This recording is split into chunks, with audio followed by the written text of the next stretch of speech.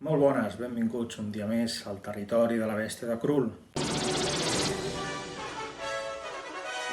Avui parlarem de Sweet Tooth, el nen cèrvol, aquesta sèrie que es va estrenar darrerament a la plataforma de Netflix, produïda per Robert Downey Jr., l'Iron Man, i la seva dona, que no recordo com es diu. Espereu que ho busco. IMDb,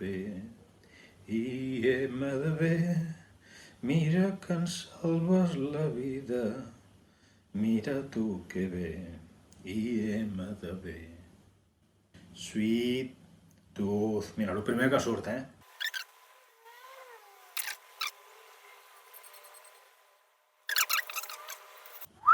I, entre d'altres productors, estan darrere del projecte gent com Robert Downey Jr.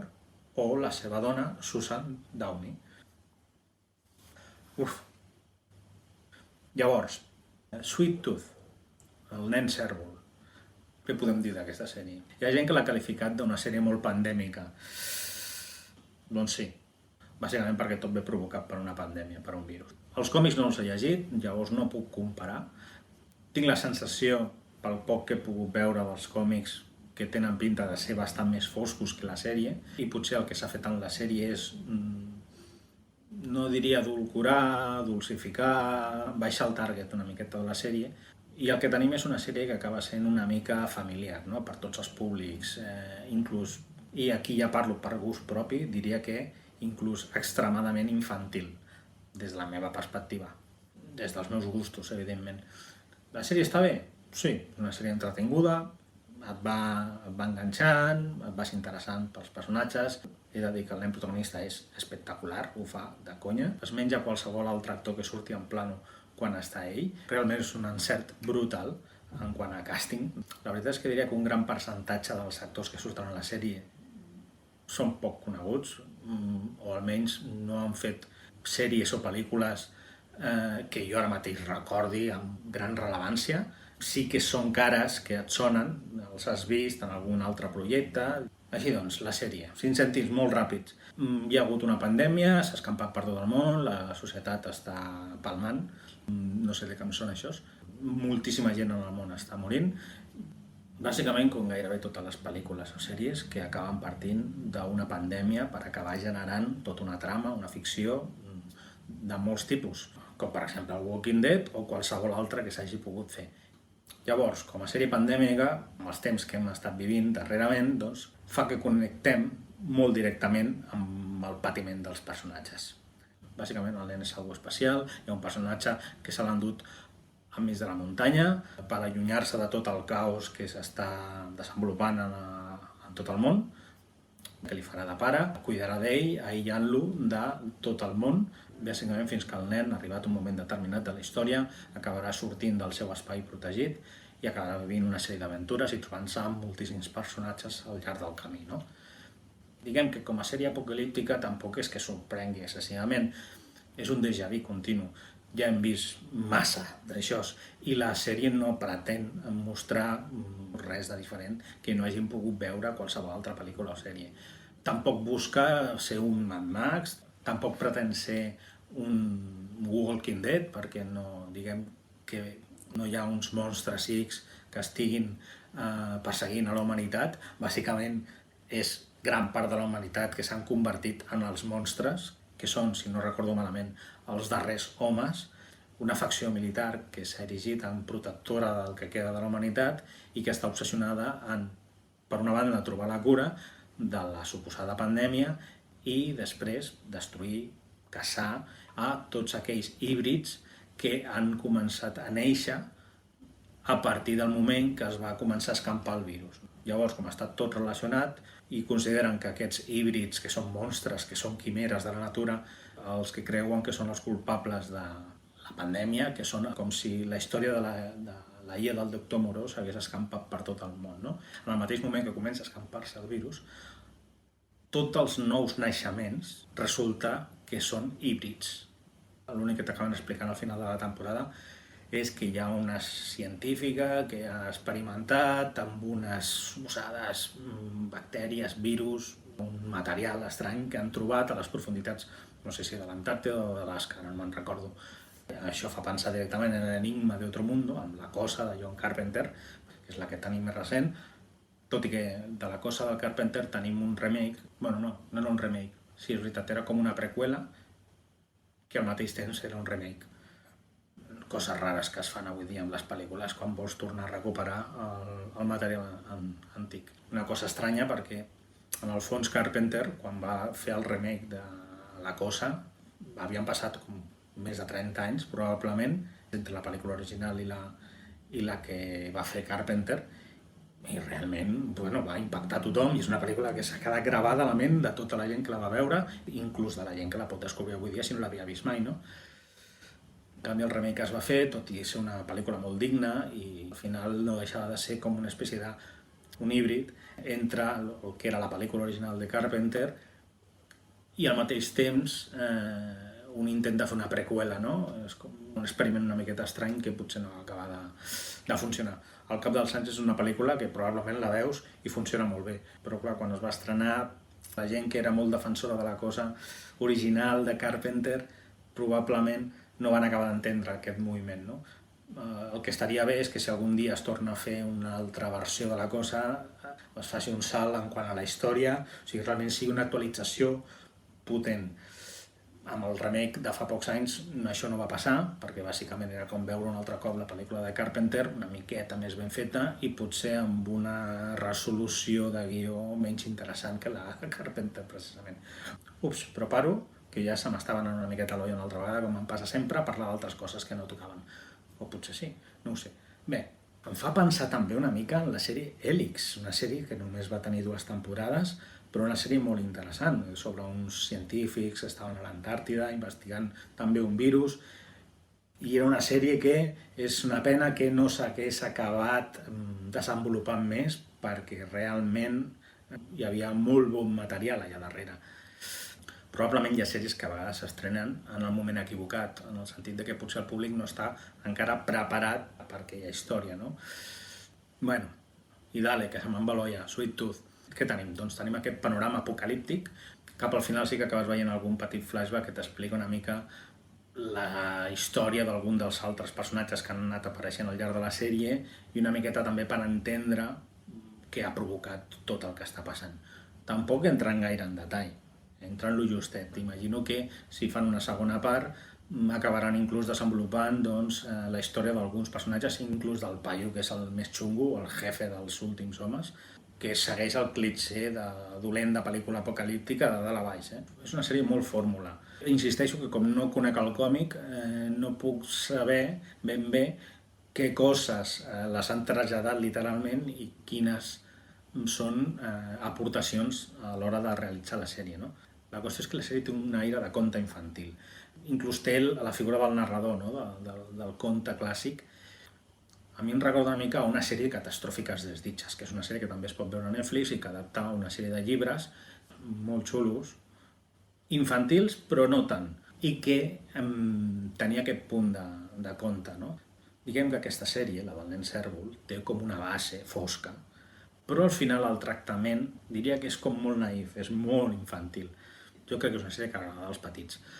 L'espectador que estigui buscant una sèrie equilibrada, que estigui esperant trobar-se una sèrie on el nivell de foscor i de mirada adulta estigui a la mateixa línia que la part infantil, potser acabarà una mica decebut, perquè bàsicament aquesta sèrie es decanta molt cap a la vessant infantil.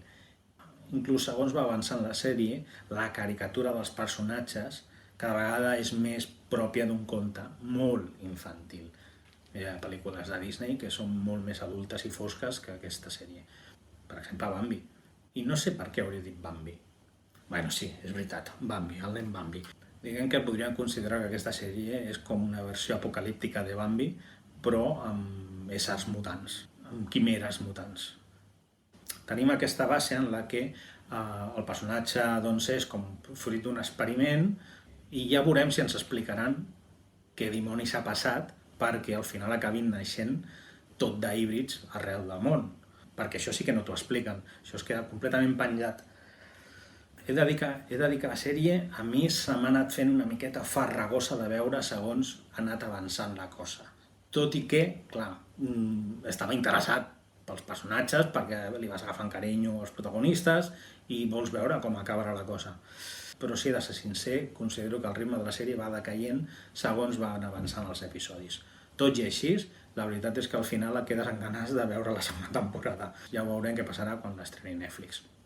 Llavors, detallets. El to de conte està molt bé, l'ambientació justeta però està bé, la fotografia és xula, la música està molt bé també. Llavors el que passa és que cap a la meitat de la sèrie, quan ja comencen a ensenyar-te més del món, quan comences a trobar-te més personatges, es va convertint tot en una espècie de Peter Panada. T'acabes trobant personatges que semblen els nens perduts de Peter Pan i els dolents, tot i que són personatges xungos, i que acaben recordant una mica la pel·lícula aquella del Kevin Costner, la del Missatger del futur, la del Carter, no? Aquella pel·lícula que era com un western apocalíptic, on la gent sobrevivia en petits poblats, hi havia un gran exèrcit que es dedicava a anar poble per poble, extorsionant-los, aquell exèrcit, no? que marcava els soldats. L'estètica recorda una mica aquesta pel·lícula del Kevin Costner. Llavors, què passa? Que la sèrie en si és un híbrid. És un híbrid perquè té, el que he dit, hi ha coses que recorden el Peter Pan. A mi em fa pensar molt en Hook, de l'Steven Spielberg. Tota la part inicial, que viuen en el bosc, allà aïllats, té una mica del bosc, del Shyamalan, que passa que amb 2 personatges només. Diguem que juga amb moltíssims materials. La veritat és que tinc molta curiositat per llegir-me el còmic i veure realment si tot aquest amalgama d'elements estava ja plantejat en les vinyetes o hi ha coses que a l'hora de desenvolupar la sèrie han anat apareixent, no? Potser han anat buscant com referències cinèfiles o serièfiles per acabar plasmant-les en la sèrie. I em recorda una mica també, i crec que ja ho he comentat una miqueta per sobre abans, L'illa del doctor Moreau, la novel·la d'H.G. Wells, autor de grans novel·les de la ciència-ficció clàssica com L'home invisible, La màquina del temps i moltes altres, no? Recordo una mica a L'illa del doctor Moreau, no? En versió pandèmica.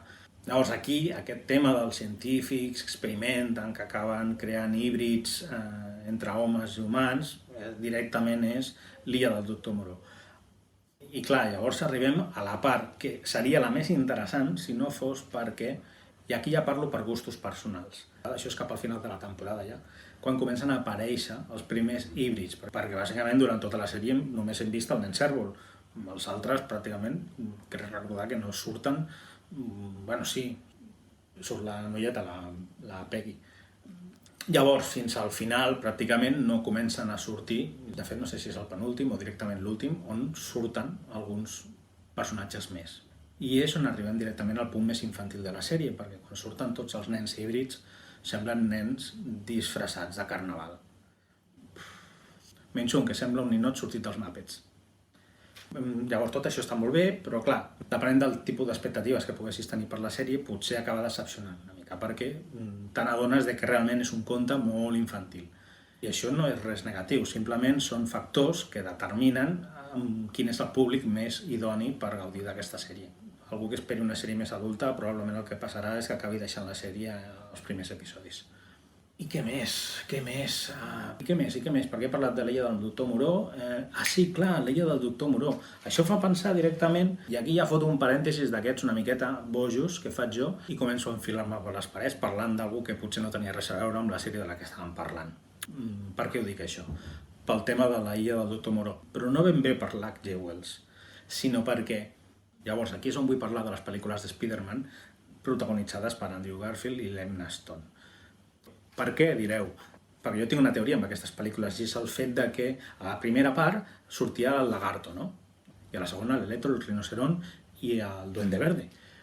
Però tornem enrere, jo em fixaria amb la primera, amb qui és el pare de Peter Parker. El científic que està investigant el tema de les aranyes, un projecte que acabarà repescant el fill i que s'ajuntarà amb el doctor Connor i al final acabant de solucionar el tema de la fórmula, acabaran provocant que el Connor es converteixi en el lagarto. Tenim la història dels pares desapareguts, algo que després a la segona part amb un flashback podrem veure que el pare i la mare viatgen amb un avió i tenen un accident i teòricament la que mor és la mare, el pare no el veiem morir i això és un factor interessant. I aquí és on us diré el per què. Amb la primera pel·lícula jo sempre vaig tenir la sospita de qui era el pare de Peter Parker realment, o qui hauria pogut ser. I tot té a veure amb un personatge que a mi m'agradava molt de l'univers Marvel, que és un personatge que es deia el Alto Evolucionador, que no deixava de ser la versió marvelitzada del Doctor Moreau de l'H.G. Wells. I aquí és on es van fastidiar totes les meves teories, perquè com no es va arribar a fer mai una tercera part d'aquesta nova saga de Spider-Man, doncs mai va acabar resolt, mai van acabar de resoldre si la meva especulació era certa o no. Llavors, el pare de Peter Parker, el pare de Spider-Man, podia haver acabat amb una illa barat i s'hauria pogut acabar convertint en una sort de Doctor Moreau de l'univers Marvel, experimentant, i probablement amb una possible tercera part de Spider-Man potser hauríem pogut veure el retrobament de Spider-Man, de Peter Parker, amb el seu pare, no? En una illa on hauríem pogut trobar-nos doncs, amb diferents personatges, a híbrids, entre homes, animals, amb superpoders, inclús hauríem pogut acabar veient un Spider-Man mutant amb més braços, com les aranyes. És a dir, que jo crec que les pel·lícules d'Andrew Garfield anaven cap a aquest camí, però ens van deixar mitges. Què hi farem? Qui sap? Potser ara amb les noves es recupera tot aquest esperit i podem acabar veient alguna cosa similar amb el tema del multivers, no? Ja ho veurem. Llavors, aquest petit parèntesis que acabo de fer parlant de Spider-Man i de l'Alt Evolucionador i d'híbrids, animals i de l'illa del Doctor Moreau, bàsicament el que denota és que aquesta sèrie del nen cèrvol, tot i no haver estat per mi una grandíssima sèrie, tot i ser una sèrie molt correcta i molt entretinguda, tot i que no m'ha acabat de convèncer al 100% i que encara tinc dubtes de si veuré la segona part, el que sí tinc clar és que m'ha fet pensar en moltes coses que m'agraden. Hi ha molt de material interessant en la gestació d'aquesta sèrie i això és algo molt positiu. Llavors, com crec que la sèrie està pensada per un públic objectiu molt més infantil, és una manera molt xula, molt interessant i molt didàctica d'introduir les noves generacions amb temàtiques molt fascinants, no? I res més, crec que aquest vídeo serà curtet. Crec que he parlat lo justet. Aquests vídeos que faig no són crítiques a l'ús, simplement són comentaris una miqueta bojos que deixo anar, vídeos que al final he d'acabar editant d'una manera bestial, perquè és que m'atropello quan parlo. Una mini opinió, una mini crítica, una mini review, digueu-li com vulgueu, però és el que ha sortit. Així que res, m'acomiado ja. Cuideu-vos molt, una abraçada ben forta i ens veiem al proper vídeo.